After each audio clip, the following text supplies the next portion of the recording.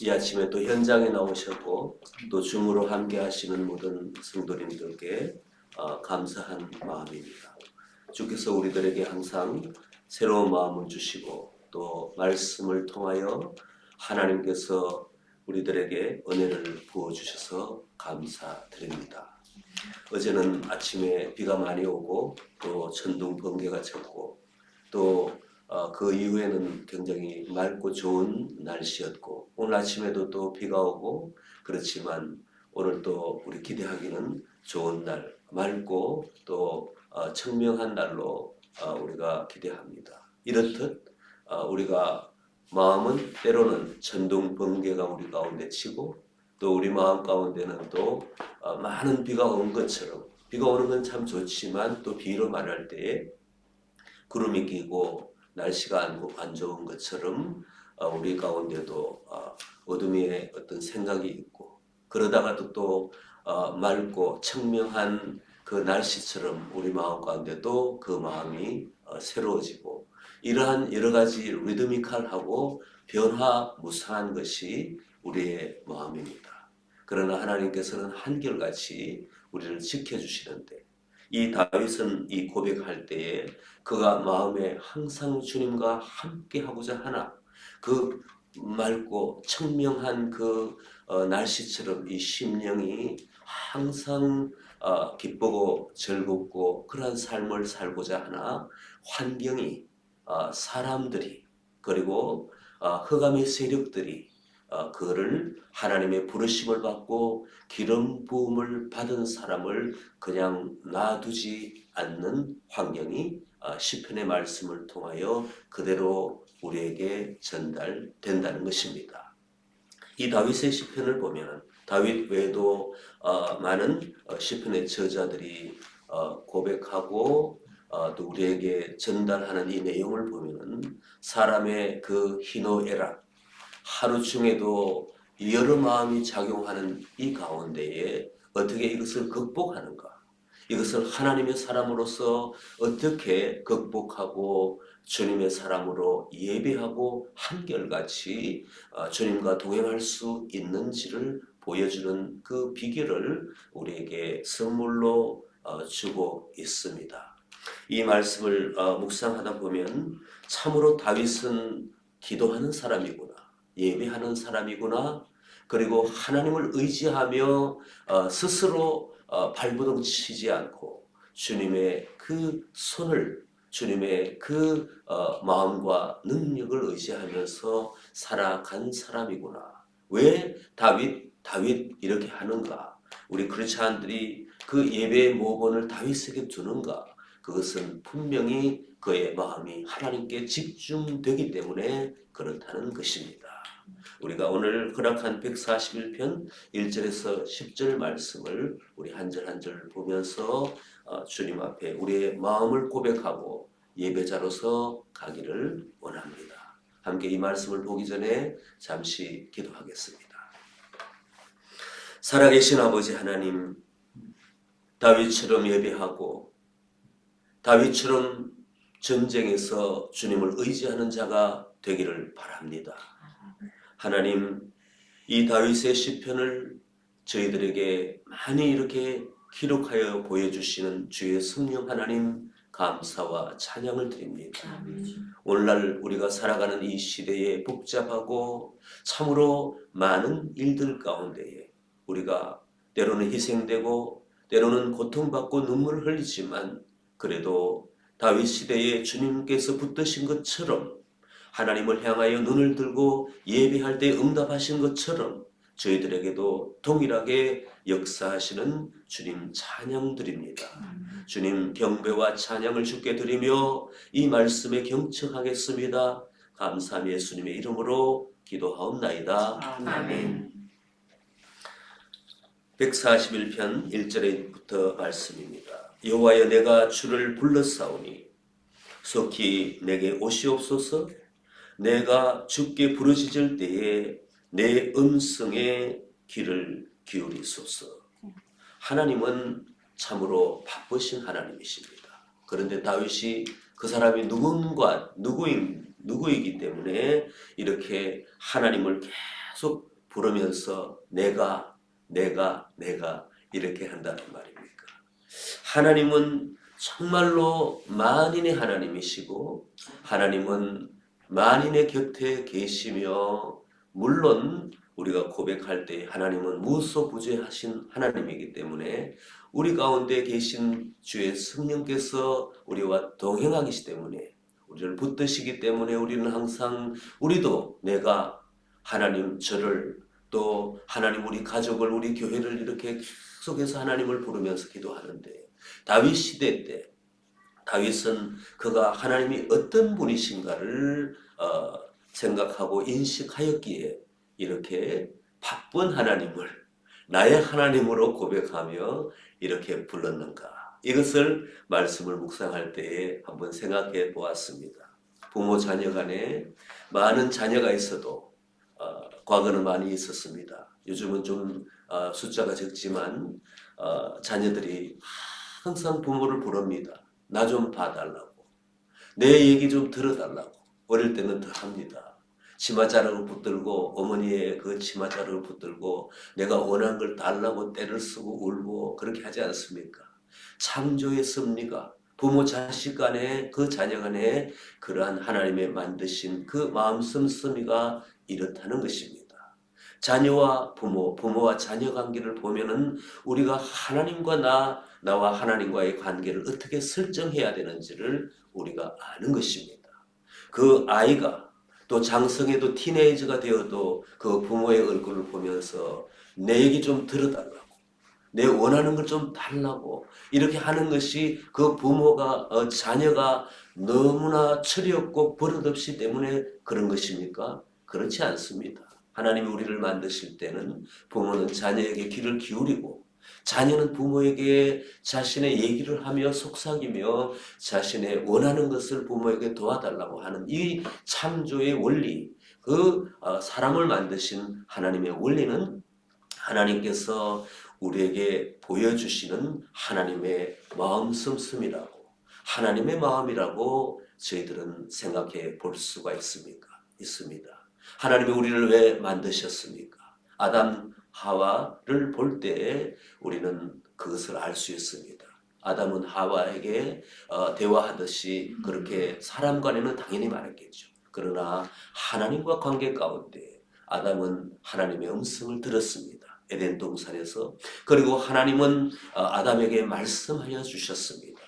그 창조자와 또 첫사람 피조물의 그 관계라고 생각하기보다는 우리는 부모와 자녀 관계 가운데 이 우주에서 그 지구라는 한 군데에서 에덴 동산을 창설하시고 하나님이 사람을 만드실 때는 동행하시려고 그리고 들어주시려고 주시려고 이러한 관계 가운데에 하나님께서는 만드셨다. 우리를 만드셨다는 것을 고백하지 않을 수가 없습니다.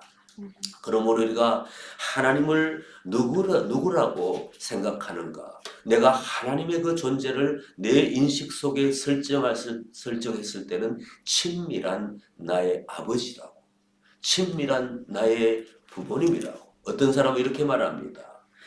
적절하고 타당한 해석입니다. 아버지 하나님을 나의 아버지라고. 그리고 예수 그리스도를 나의 맏형이라고. 성경에도 나오지 않습니까? 성령 하나님을 나의 어머니와 같은 존재라고. 그 삼위일체 하나님을 그렇게 설정하고 기도하고 예배하고 전 삶을 그렇게 사는 사람들이 우리 크리스찬인 줄 믿습니다. 하나님은 우리의 아버지 하나님이시고 예수 그리스도는 나의 부탁을 다 들어주시며 나를 위하여 희생하신 나의 친밀한 맏형입니다. 성령 하나님은 우리 곁에 계시며 항상 우리의 신음소리를 들어주시고 그 내용을 응답하시고 하시는 그 주의 성령님 그분은 하나님의 영이라면 하나님이 우리 가운데 계시다는 것을 우리는 고백하지 않을 수가 없습니다. 그러므로 우리는 다윗처럼 하나님과의 나와의 관계를 설정할 때에 내가 하나님 앞에 어떠한 기도의 제목이라도 부러지져 말할 수가 있는 것입니다. 주님 앞에 말씀을 드릴 때에 내가 그것이 이루어지든 이루어지지 않든 나의 마음에 소망이 있는 대로 하나님 이것도 주시고 저것도 주시고 내 자녀에게 그 자녀를 향하여 사랑하는 그 마음은 하나님은 단 줄 믿습니다. 그러므로 내가 중보자가 되어서 자녀를 위하여 기도할 때에 하나님께서 자녀에게 주시는 그 나 이상으로 부어달라고 내 형제와 자매를 향하여 그렇게 중보하며 하나님 저분에게 저 권사님에게 저 집사님에게 저 성도님들에게 형제와 자매는 저 어린아이들에게 하나님 이것도 주시고 저것도 달라고 이렇게 고백할 때에 하나님은 바쁘신데 뭘 내 기도를 들어주실까? 이것이 아니라 하나님은 무소부지하시며 성령께서 우리의 마음 가운데 각 사람 가운데 계시며 하나님은 그 신비 하나님이시기 때문에 우리의 기도를 다 들어주시고 그 기도를 연결하고 종합해서 하나님은 역사하시고 응답하신다는 사실을 우리는 반드시 믿으셔야 되고 그냥 우리가 그냥 믿는 것이 아니라 그것은 실제적인 사실이라는 것을 우리는 인식하고 고백해야 될 줄 믿습니다. 내가 주께 부르짖을 때에 내 음성에 귀를 기울이소서. 내가 하나님 앞에 부르짖을 때에 내게 오시옵소서 할 때에 오시지 않는 분, 귀를 기울이지 않은 분에게 그렇게 추상적으로 외치는 것이 아니라 내가 하나님 앞에 기도할 때에 내가 하나님과 가까이 했을 때에 항상 들어주시고 항상 임재해 주시는 그분을 경험한 사람이 이러한 고백을 할 수가 있다는 것입니다. 이것은 리얼, 진짜 부모 자녀가의 관계고 진짜 하나님의 그 자녀로서 주님과 동행하는 실제적인 만남이라는 것을 우리는 고백하고 또한 우리가 기도하고 경험하기 때문에 오늘 이 자리에서 새벽을 밝히며 주님 앞에 나아가고 있는 줄 믿습니다. 하나님께 이러한 하나님을 인식하는 그러한 고백과 경험과 이 모든 삶을 사는 것은 축복 중에 축복이 아닌 줄 믿습니다. 우리는 참으로 만인 중에 복받은 사람이요 하나님과 동행하는 사람인 줄 믿습니다. 아멘. 여기에 또 보면 2절에 나의 기도가 주의 앞에 분향함과 같이 되며 나의 손드는 것이 저녁 제사 같이 되게 하소서. 나의 기도가 주님 앞에 분향함과 같이 되며 향을 올려드리는 것과 같이 되기를 원한다. 계시록 5장 8절에서는 향은 성도들의 기도라고 표현하고 있습니다. 그리고 계시록 8장 4절에서는 향의 연기가 성도들의 기도와 함께 천사의 손에서 하나님 앞으로 올라가더라. 이런 고백이 있습니다. 우리의 기도는 반드시 천사가 듣고 그것을 듣고 마는 것이 아니라 그것을 그대로 가져가다가 하나님 앞에 전달해 드리는 그러한 기도의 응답의 시스템이 있다는 것은 우리가 영적 세계에 반드시 존재한다고 하나님께서는 성경을 통하여 기록하고 있다는 것입니다. 그 다음에 저녁 제사같이 되게 하소서. 이 내용은 굉장히 의미가 있습니다. 이스라엘 백성들이 성전에서 성막과 성전에서 항상 아침과 저녁에 제사를 드렸습니다. 이것은 하나님 앞에 특별히 그날에 대한 감사 그리고 그날의 보호하심에 대한 하나님의 그 함께하심에 동행하심에 대한 깊은 감사의 고백인 줄 믿습니다. 우리가 새벽에 이렇게 하나님 앞에 그 dawn service 이 해가 뜨기 전에 하나님 앞에 나오는 것은 아침 제사입니다. 구약의 성경을 내용을 그대로 올려드린 의미를 우리가 부여할 때에 저녁에는 어떻게 합니까? 저녁에는 공동체적으로도 모일 때도 있지만 저녁에는 개인적으로 가정적으로 주님 앞에 나아간다는 것입니다. 우리가 피곤해서 그냥 침대에 들어놓고 자고 마는 것이 아니라 어떠한 상황 가운데도 하나님 앞에 감사를 드리며 정성껏 향을 올려드리는 이러한 것이 우리 가운데 반드시 우리의 삶에 있어야 될 줄 믿습니다.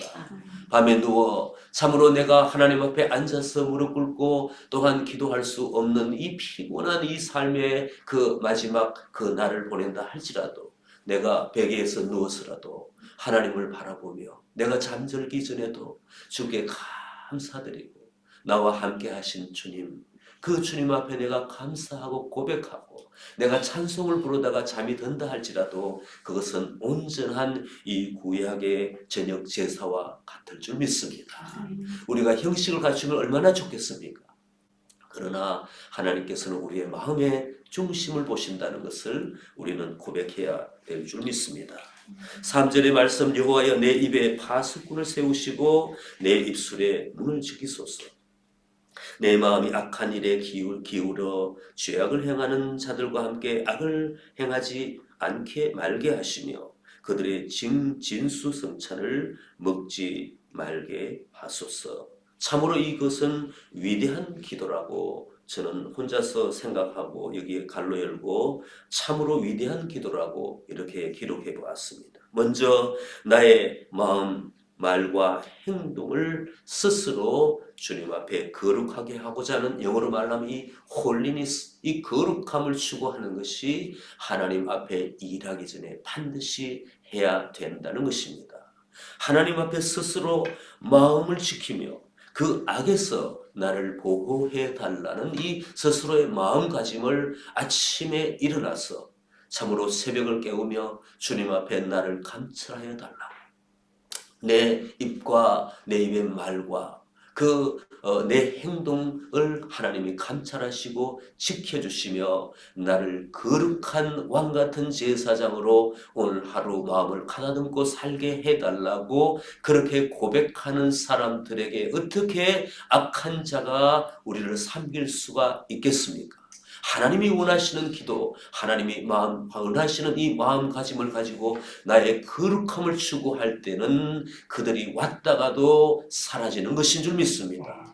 하나님은 이러한 사람들과 동행하고 이러한 분들과 함께 일하시면서 이러한 마음가짐을 가지고 주님의 거룩한 일을 부여받았을 때에 그것을 소중히 다루면서 내 마음을 가지고 이 모든 일들을 딜링하고 주님 앞에 올려드렸을 때는 그 일을 소중하다고 그리고 값지다고 그렇게 우리의 그 하나님을 향한 하루하루에 올려드리는 이 사명 감당을 하나님이 흠량하실 줄 믿습니다. 참으로 형제와 자매들 가운데 시기하고 질투하며 그리고 분내며 다투며 이 일을 한들 하나님이 기뻐하시겠습니까? 하나님은 일을 하시려면 천사를 통하여 다 해버리고 마시는 것이지, 하나님은 또한 천사를 동원할 필요도 없이 스스로 말씀으로 천지를 창조하신 하나님이기 때문에 우리에게 이러한 일을 하게 하실 필요가 없는 것입니다. 일을 하게 하시는 것은 우리를 하여금 하나님의 성품에 동참하라고, 이 일을 통하여 거룩한 사람으로 우리를 만드시려고 하시는 것이지 일을 통하여 하나님은 뭔가를 받으려고 하시는 것이 아니라는 것은 우리가 성경 전체를 볼 때 알 수 있는 것입니다. 그러므로 하나님께서는 거룩하라고, 참으로 하나님께서는 우리에게 성품을 변화시키려고 그렇게 애를 쓰시는, 이스라엘 백성들은 그 성품 변화 안 되어서 그처럼 고초를 당했다는 것입니다. 그들이 일을 하지 않아서 그런 것이 아닌 줄 믿습니다. 하나님께서 원하시는 그 거룩한 마음으로 주님 앞에 나아갔을 때에 하나님은 흠량하시고 받아주시고 그 일의 효과를 이루시고 속도도 빠르게 하실 줄 믿습니다.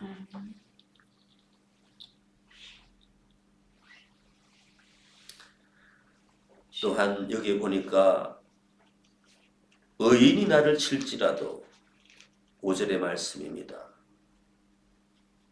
의인이 나를 칠지라도 은혜로 여기며 책망할지라도 머리에 기름같이 여기며 내 머리가 이를 거절하지 아니할지라. 그들의 재난 중에도 내가 항상 기도하리로다. 이러면서 다윗은 자기의 성품을 변화시키려고 애를 씁니다. 다윗은 의인을 통하여, 선지자를 통하여, 또 많은 자신과 함께하는 동료들을 통하여 그는 많은 은혜를 받고 때로는 경책을 받았습니다. 선지자가 경책할 때는 얼마나 뼈아팠겠습니까? 그가 잘못했을 때, 극한 잘못을 지었을 때에 하나님은 선지자를 통하여 그렇게 말씀하신 것입니다. 선지자는 다윗 그 시대의 형제와 자매의 관계였습니다. 이 시대의 선지자는 누구입니까? 이 시대의 선지자는 또한 우리 자신이 되어야 될 줄 믿습니다. 우리가 생각할 때 선지자라고 말할 때에 목회자 또한 또 하나님의 특별한 직임을 받은 사람들만을 선지자라고 말하는데 우리는 고백할 때에 선지자는 서로가 되어야 된다고 고백합니다. 왜냐하면 선지자의 역할은 사람들을 바르게 하고 그리고 사람들에게 덕을 세우며 또 예언을 한다는 것입니다. 예언을 할 때 그들을 책망한다고 하지만 결국은 그가 바르게 서기를 원하는 간절한 마음과 또 하나님의 은혜를 받고 그 사랑하는 교우들을 위하여 말하는 것이지 결국은 자신이 이 어떤 판관이 되어서 재판관이 되어서 마치 그가 하나님처럼 그렇게 사람을 억압하고 하는 것이 진정 선지자가 아니고 그것은 참으로 잘못된 역할인 줄 믿습니다. 오늘날 우리가 그렇게 설정한다면은 다윗은 자신의 형제를 통하여 자신의 자매를 통하여 변화를 받았다고 우리는 생각한다는 것입니다. 우리가 책망이라는 말에 머물러 볼 수 있습니다. 잠언서 27장 6절에는 이런 말씀이 있습니다. 친구의 아픈 책망은 충직이라고 이런 말씀이 있습니다. 그 친구는 선지자와 동일한다는 것입니다. 그리고 마태복음 18장 15절에는 내 형제가 죄를 범하거든 가서 책망하라고 그랬습니다. 그 사람을 내어 쫓기 위하여서 그 사람을 진정 책망해서 그가 부끄러움에 처하여서 숨어버리기 위해서 책망하는 것이 아니라 진실로 사랑하는 마음으로 바로 서기를 위하여 우리는 바른 말을 할 수가 있어야 된다는 것입니다. 오늘날 우리 가정에도 우리 공동체에도 참으로 잘못하는 그러한 자녀들이 있고 부부간에도 마찬가지고 교회 안에도 마찬가지인데 우리가 책망을 할 수가 없습니다. 책망도 우리가 가시돋친 말로 찌르는 말이 아니라 이렇게 했으면 좋겠다. 이것은 잘못된 일이 아닌가. 이렇게 해야지 교회 안에서도 늘 눈치 보면서 그에게 사탕만 물려주고 밥을 사주고 또 차를 사주면서 잘했다 칭찬하고 잘못해도 이러한 관계는 하나님이 설정하시는 형제와 자매의 관계가 아닌 줄 믿습니다. 집사님 이거는 아닌 것 같습니다. 겸손하게 또 교우들을 바라보며 이렇게 했으면 좋겠습니다.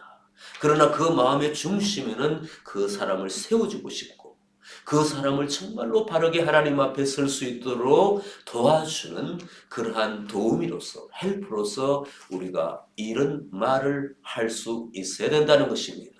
기도할 때도 마찬가지입니다. 하나님께서 누구를 떠올리면서 이 공동체에 유익을 주지 않고 또한 개인적으로도 어긋나고 하나님께 정하신 그 정의로운 길에서 이탈하는 이러한 사람들을 볼 때에 우리는 기도로 하나님 앞에 나가야 됩니다. 하나님 그 사람을 바르게 하여 주시옵소서. 이 사람이 이러한데 하나님께서 다 알고 계시더라도 구체적으로 그 이름을 그 내용을 말씀을 드리면서 하나님께서 먼저 역사하여 달라고 이러한 개인적이고 공동체적인 기도가 필요하다는 것입니다. 또한 정말 필요할 때에 용기를 내어서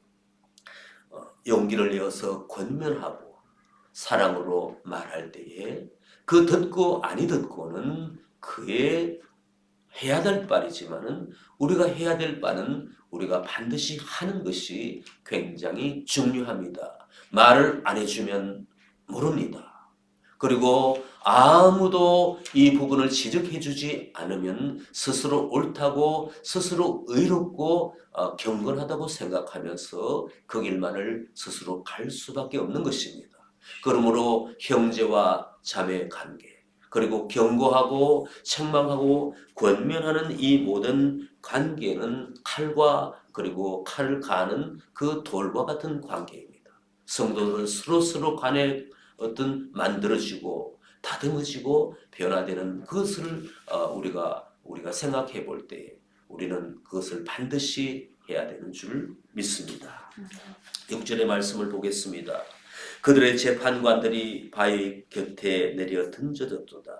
내 말이 닮으로 무리가 들이로다. 사람이 밭가라 흙을 부스러뜨림같이 우리의 해골이 서울 입구에 흩어졌도다. 이것은 다윗의 극한 고통을 표현하고 있습니다. 8절에 주 여호와여 내 눈이 주룩 죽게 해양하며 내가 주께 피하오니 내 영혼을 빈궁한 대로 버려두지 마옵소서.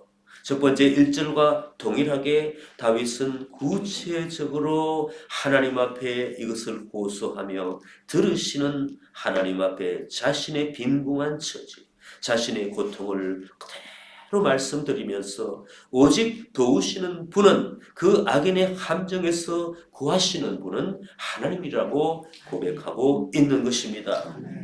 9절에서 나를 지키사 그들이 나를 잡으려고 놓은 올무와 악을 행하는 자들의 함정에서 벗어나게 하옵소서.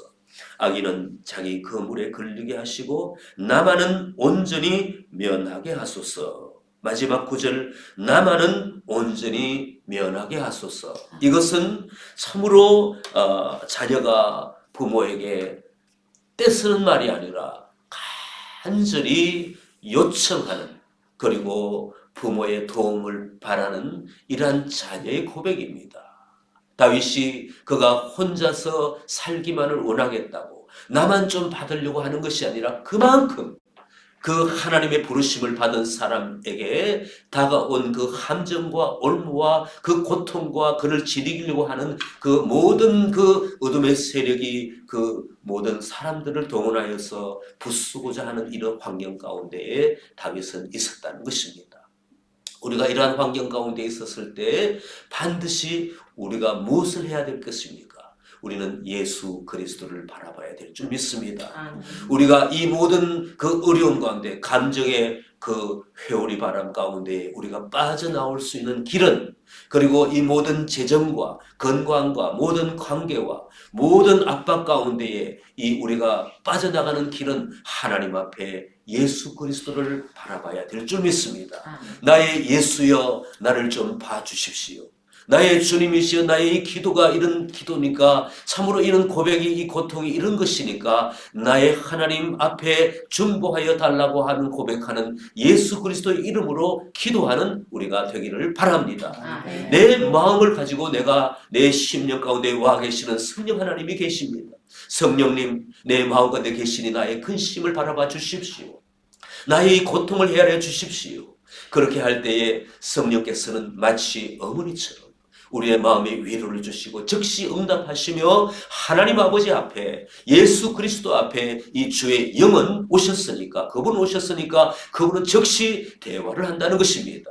그럴 때에 천사들도 우리의 고백을 들으시고 그 천사들도 우리의 기도의 향을 가지고 주님의 금대접에 올려드린다는 것입니다.